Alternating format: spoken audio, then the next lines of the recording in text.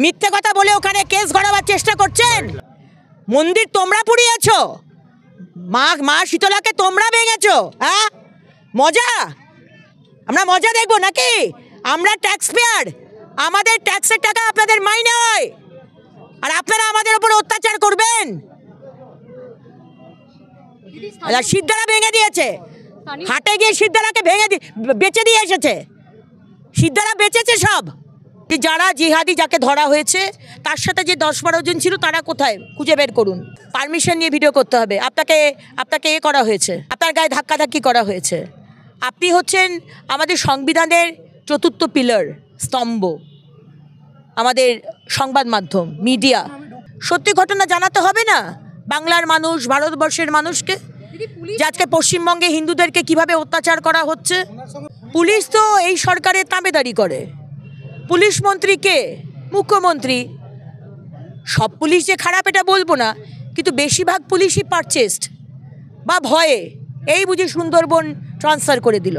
এবং আমাদের রাজ্যের নেতা রাজশ্রী লাহিড়ী এবং আমাদের স্পোক্সপারসন, তাকে যেভাবে চোখে মারা হয়েছে, এবং আমাদের সেখানকার যে কার্যকর্তা সুশোভন, তাকে যেভাবে হুমকি দেওয়া হচ্ছে।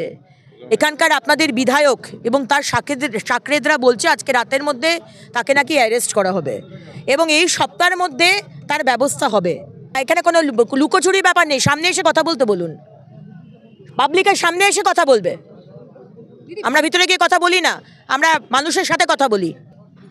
মহিলারা বলছেন পুলিশ নাকি বলছে আমরা গাড়ি পাঠিয়ে দিচ্ছি, আপনারা থানায় আসবেন। কেন থানায় আসবে?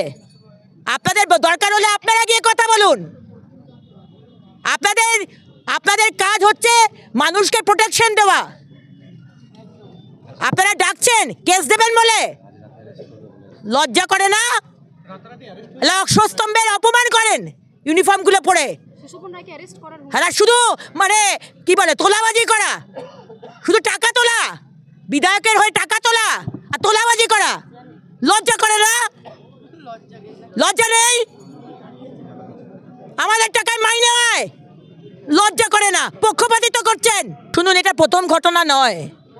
বারবার আমরা দেখতে পাচ্ছি কিভাবে আজকে পশ্চিমবঙ্গে হিন্দুদের, আমাদের যে দেব দেবী, সেগুলোকে পুড়িয়ে দেওয়া হচ্ছে, ভাঙা হচ্ছে, আমাদের পূজা আর্চা করতে দেওয়া হচ্ছে না।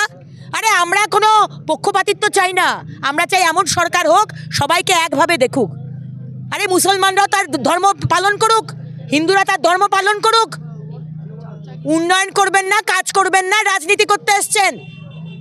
যদি করার হয় রাজনীতি, তাহলে আজকে উন্নয়ন নিয়ে রাজনীতি করুন। মোদিজির সাথে কম্পিটিশন করুন যে আপনি কত কাজ করছেন আর মোদিজি কত কাজ করছে। তা না বড় বড় সব শুধু রাজনীতি করা ধর্ম নিয়ে।